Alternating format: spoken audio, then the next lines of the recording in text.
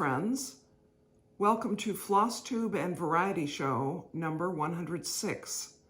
Today is Friday, February 16th, and I'm Emily Williams in Chapel Hill, North Carolina. As you can see, it's cloudy today, which is nice, actually. I like a cloudy day. Not cold at all, just a bit cloudy, not raining. It's a nice light that comes in. Yeah, I've had a kind of a busy week, and I felt as if I didn't get much cross stitch done, but I seem to have an adequate amount of things to show you, so I guess we'll see. Flosstube is cross stitch, and Variety Show is something else. So we'll see what that turns out to be, but cross stitch first. So this is Jane Boyer 1834. And as you know, if you've watched my previous few videos, this is a picture of the antique, which is in the collection of the LeRoy House, the LeRoy Historical Society in LeRoy, New York, where the little girl, Jane Boyer, lived when she stitched this. And my friend Leslie and I are going to have an event in October, which more details will come soon, I guess, about that. I guess we really need to get some things finalized. But I'm stitching the model, and so this is, I'm sorry there's that big indentation of my hoop, but you can sort of get an idea. I've come all the way across the top border and come down a bit, and I've completed that first interior band, a tiny little border stitch there, a few more letters. I can't remember exactly how many of these letters had been done, but I've been doing this a lot. I work on it every day, and I'm down to here. I need some advice on what to do at the bottom from Leslie. Yeah, the light isn't good, and of course I didn't press it, but let's see if I put it closer. I love this alphabet at the top.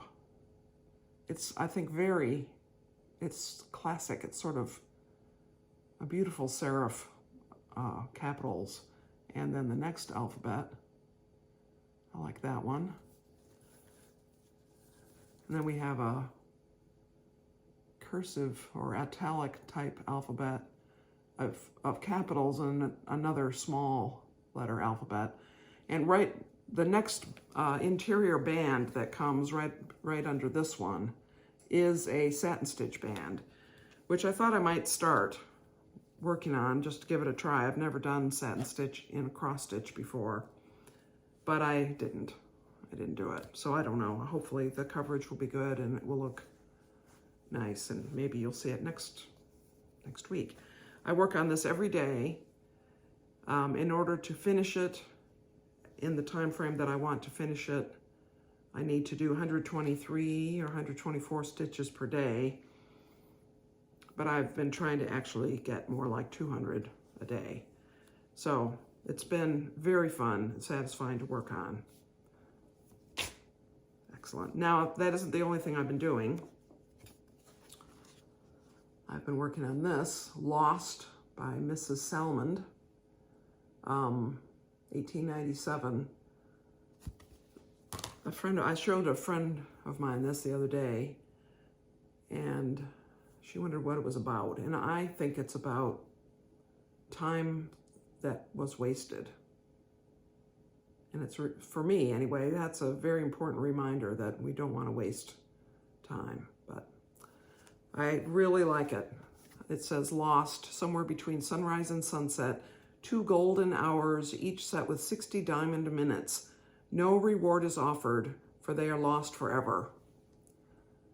And I think it's quite elegant. It has just that simple border around it and a few other little items, little doodads. I also worked some on Hannah Campbell. I really love this. As I was working on it, I could imagine myself just only working on it. But I I know that I wouldn't really want to do that.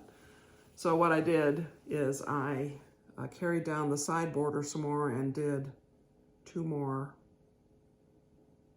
and well, at least 1 more of those side designs. I'm at the point now where I can fill in 2 more of those side designs and also get going on the tree that is there. And I was going to do some more of the over 1 letters, but I just didn't do it. One of the things going on is I'm working on, there's a semi-sane stitchers game going on, challenge going on, which is Wordle, and you stitch 500 stitches on any number of projects in order to complete a guess for Wordle. So I've been trying to do 500 stitches a day on all of my projects. And the interesting thing about that is it means I'm counting things that are not in Pattern Keeper. So I have some little slips of paper in each project bag which say how many stitches there are in this word, like in the project Lost, it's by word. 66 stitches in the word sunrise and 96 in the word lost and things like that, so that I can quantify even those projects and be able to claim them for my Wordle guesses. And I'm doing pretty well on my Wordle guesses. A. Robson, 1897. This was the project from the Great British Sampler Weekend in last fall in England that Leslie and I went to. So as you recall, I say this every time I show it, I finished this and I'm now working on the sampler. And I mean, it seems like I didn't get much done on this because it's not finished, but I did actually. I finished the top border, putting the green in. I put the green in on the side border. I came down to the bottom. I don't think I had done that, certainly not with the green. And I put in some more letters and numbers and carried out some of those interior borders, which I like those interior designs quite a lot. This is nice to work on. This is 36 count Woodsmoke, and I'm using Soie d'Argent, two colors, which in the description box below the video, I think I give the colors. Now it's interesting because this is I'm pretty sure it's a Swigart based linen. It's by Tabby Cat Linens. And it's very floppy. It's 36 count, I believe that. I haven't actually measured it, but I think it is. But it's hard to get it tensioned correctly, or to my liking anyway, in the hoop. So I like working on it. I like the sampler. Yeah, you heard that. That's the dishwasher being finished. I like the sampler, but I'm not as happy with that 36 count linen as I am with Ballet Slippers by Fox and Rabbit, which is what Hannah Campbell is on. I don't know. Now this is this weekend that's about to happen, that I suppose technically might start today, Friday, is the 3rd weekend of the month. And as I mentioned last time, and as I've mentioned before, I have decided, Leslie and I have decided, that the 3rd weekend of the month is when we are going to at least put some stitches into Christmas-themed cross stitches. And I'm working on this right now, Bethlehem. It's a long, thin, I'm doing this version of it, all the parts of it together. A long, thin design. And of course it's a depiction of the nativity scene. And the hashtag is Nativity Sal. And this is how far I am. So I'm going to be working on this weekend. This is 32 count blue Lugana by Fox and Rabbit. I don't know if it has a color. I think it was a special dye run that Brendan did because of a class that they offered, or a retreat that they did on Mirabilia. So it was for one of the Mirabilia designs, which I don't really, it isn't that I don't really do Mirabilia. I really don't do Mirabilia.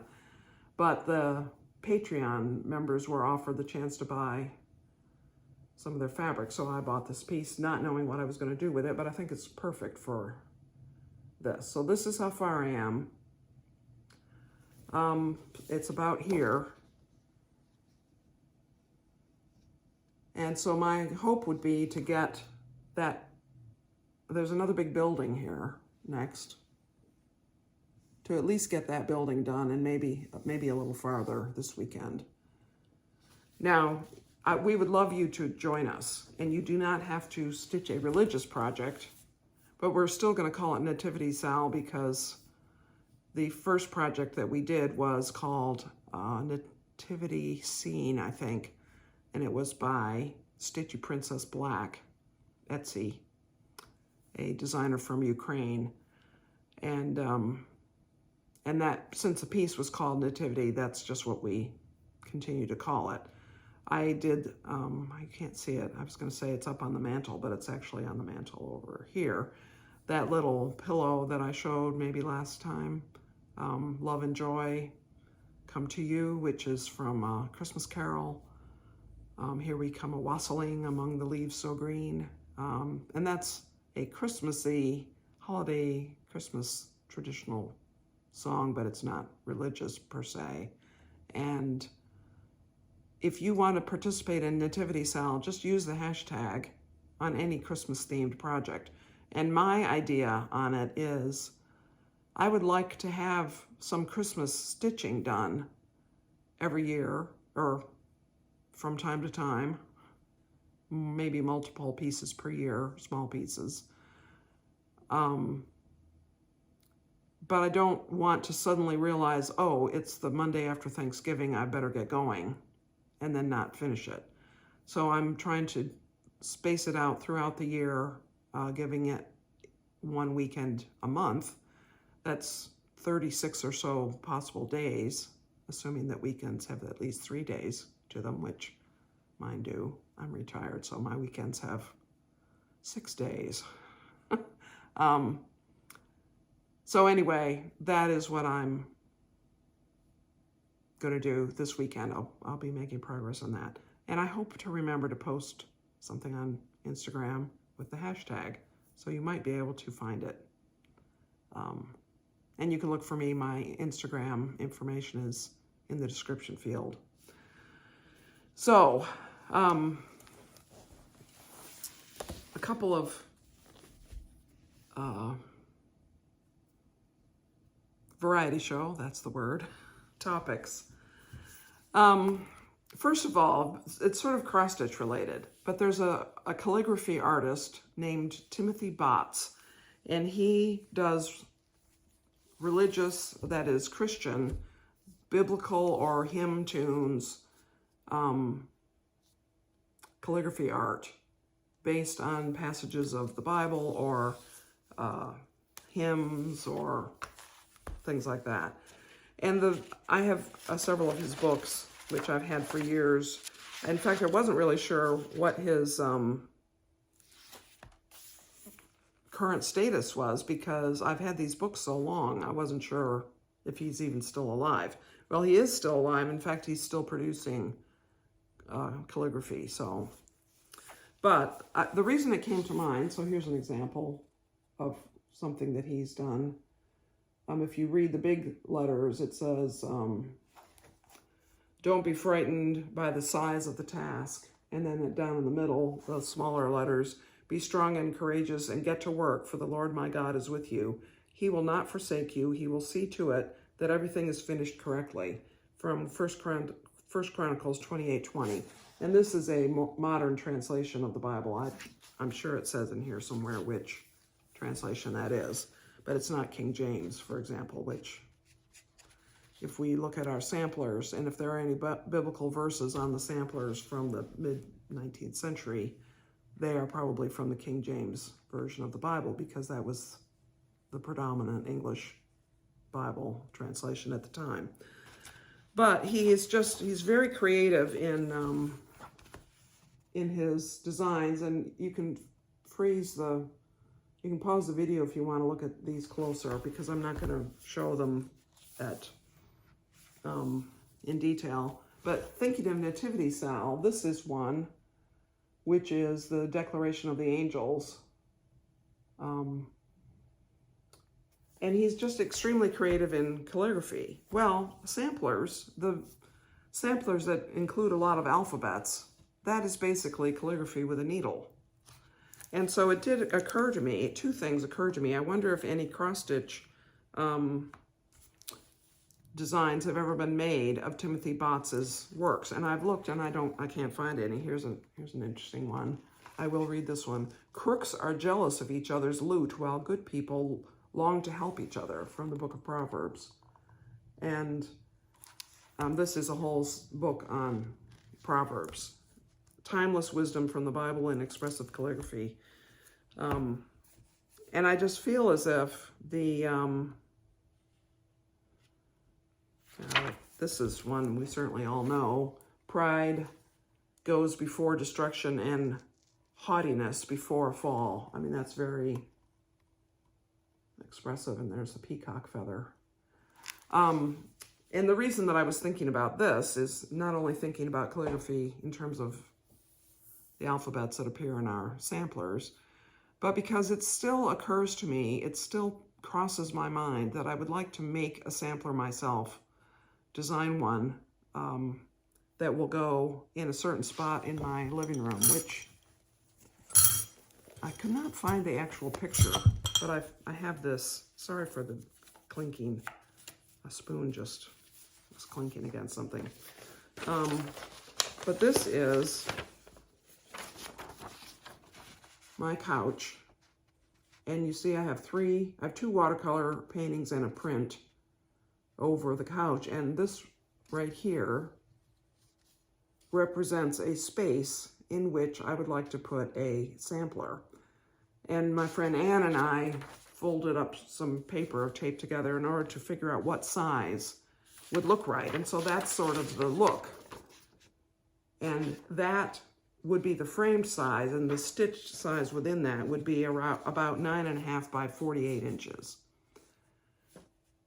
So, you know, thinking of how different texts are represented in both traditional sampler ways and more modern or beautiful ways led me to remember that I had these books by Timothy Botts. And it also reminded me about the whole idea of illuminated initials, which, because of medieval manuscripts are largely religious texts, that's where you would tend to find them. But there are other sources of medieval era illuminated initials, which are fascinating. And how many have those been charted for cross stitch? Well, those have. If you search for illuminated initials cross stitch patterns, you will find some of those. But unfortunately, Timothy Botts has not been charted. So if any of you are aspiring cross stitch designers and you want to have something that hasn't been done before, you might try to get in touch with him and see if he would give you permission to chart some of his designs. But anyway, if I get around to starting or thinking through my own sampler that I have in mind, or that I keep coming back to, I don't have it in mind continuously, or I would probably start it, I might think about interesting ways to use some of the beautiful alphabets that are available to us in our many antique samplers. And then one other topic that I wanted to talk about is our book club. I cannot remember if I've told you the story of why our book club is called the 66 Dogs.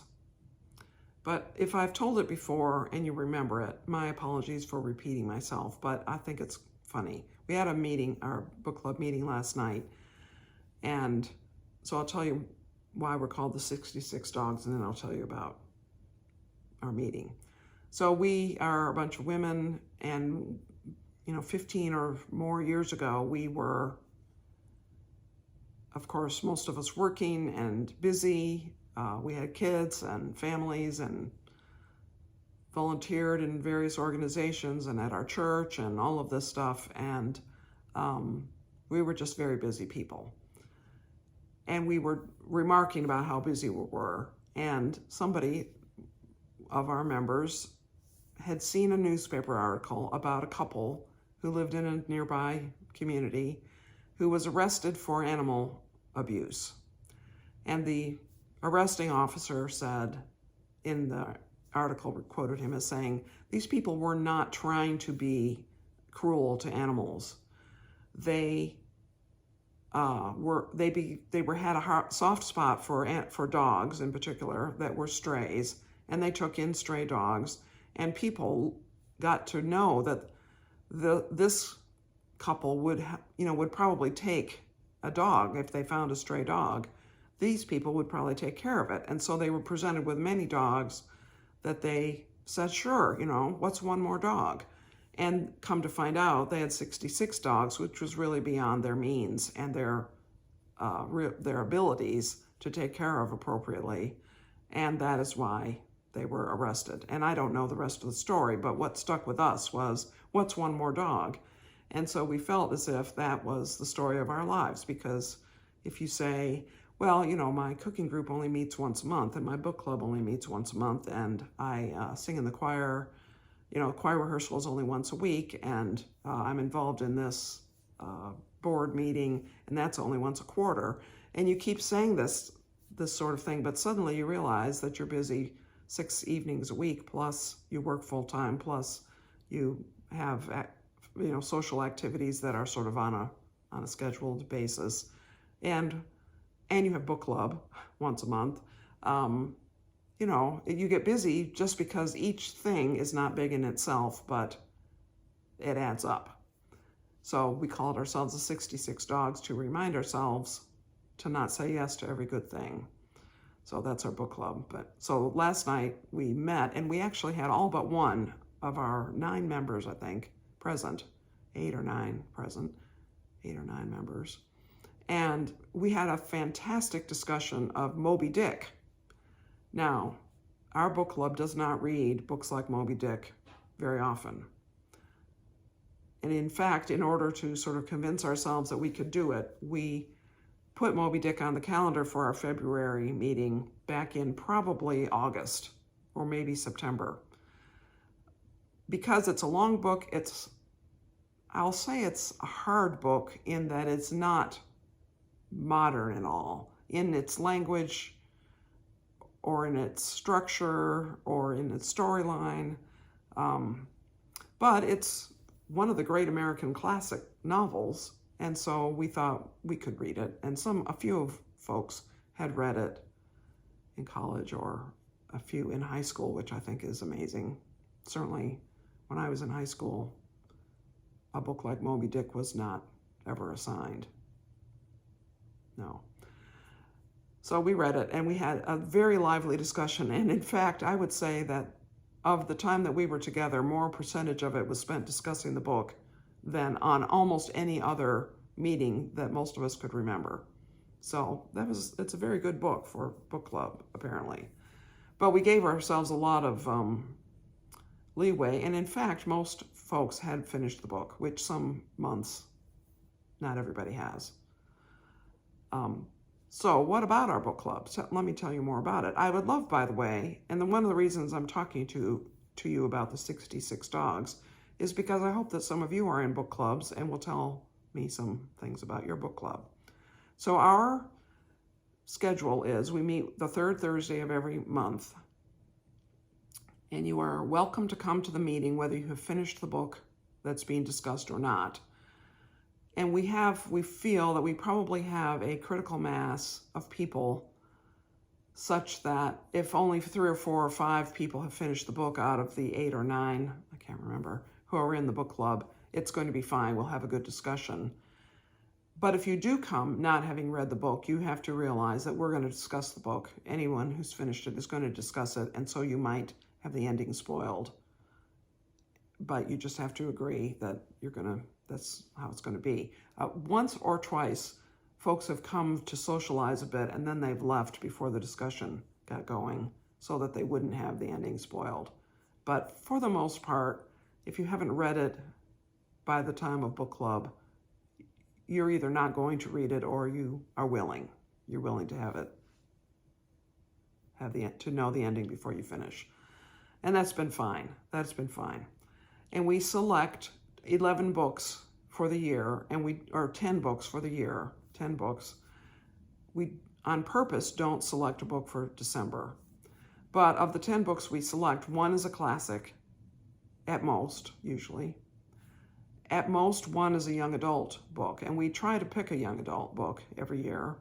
And then the other 8 are, normal, sort of normal book clubby kind of books, sometimes quite current, sometimes new releases, which is a little challenging because most of us like to get them from the library. And if it's a new release, the waiting list could be months. So we try to plan that out. We usually in September and October, we're selecting the books for the following year. And if there's a new release or a book that we know we're going to want to read that is coming out in January, we plan it for August or something so that there's plenty of time for folks to get a copy of it and read it. So Moby Dick was our classic for this year, for 2024. And boy, is it. Have you read it? What did you think of it? I would say most of us probably didn't like it, but clearly from the discussion, we gave it a lot of thought. So I think that's quite interesting. Other classics we've read have been A Tale of Two Cities, which is one of my favorite books, and it's very discussable. It's just amazing, amazing book. David Copperfield, I believe we read Great Expectations, although I can't remember if we read it or if I just read it, because I've read a lot of Dickens. David Copperfield is an interesting book, very interesting. We read Pride and Prejudice by Jane Austen. We read The Warden, I believe it was, by Anthony Trollope. And I'm sure that I've mentioned before that Anthony Trollope, the Barsetshire Chronicles, 6 novels in his series. The Warden and Barchester Towers are among the best books ever, but you should read them back to back. The Warden is pretty short. The advantage of starting with The Warden is that you get to know some of the main characters, and you get to know some critical storyline elements that play a role in Barchester Towers, which is one of the funniest books ever. It really is. I highly recommend those books. So a couple of other books that we have read that we have decided count as classics are Jayber Crow by Wendell Berry. Cry the Beloved Country by Alan Paton.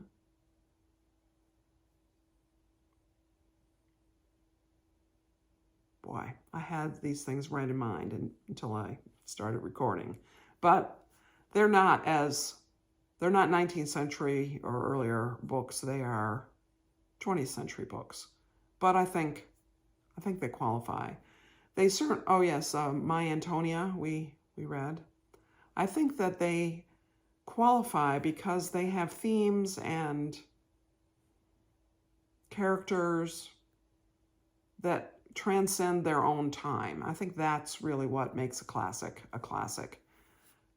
And now Barchester Towers and Anthony Trollope in general, he's very wedded to his time because, for instance, the Barsetshire Chronicles are about the ecclesiastical stuff going on at the time that he was writing about accusation of corruption in the Church of England and things like that. Which you don't necessarily, probably we don't as a modern American 21st century reader, don't completely understand all that Trollope was going for there. But enough of it. You certainly get enough of it, you understand enough of it to get the storyline and to understand the humor of it. Because the humor is much more character-based in those books. So then I think another question about classics would be whether you think that there are any books you've read that have been published recently, say within the past 25 or 30 years, which will be classics, which will still be considered classics, transcending their time frame in 50 or 100 years. I'm curious. I mean, I do a lot of, well, I used to read a lot. I read less now that I'm doing more cross-stitch and things like that, but I listen to books. And I don't know that I have encountered a book that's been published in the past 10 or 15 years that I would say would be a classic. Will prove to be a classic. I don't know. Curious what you think about that. So, in the description field, I'm going to put, I own the 3 books by Timothy Botts. I'm going to put their titles down there. And the classics that I've mentioned, I'll put them down there just to sort of jog your memory if you want to respond in the comments about any of the books I've mentioned, or the whole topic of using calligraphy alphabets, that is cross-stitch alphabets from samplers in innovative ways. And I guess that, I mean, I'm looking around the table, and that I think is all that I was planning to talk about this time. So I will look forward to seeing you or making a video next week. Again, I will make one next week, and I will not be making one the following week because it will be March 1st and I will be away. But after that, at some point early in March, I think Cindy and I will make another galloping horse video. So those of you who enjoy that, those videos will have something to look forward to. And I guess that is all the housekeeping. YouTube is telling me that people should subscribe. I don't know. We don't have to do what YouTube says. But if you think of it. And I love your comments. So that is, oh, I know that at least one of you is just dying to hear about the Sudoku Grand Prix, which is supposed to be this weekend. It's postponed a week. So I'll tell you about it next weekend. Oh, what a relief, you say, Teresa. Okay, that's all for now. Many blessings to you, friends.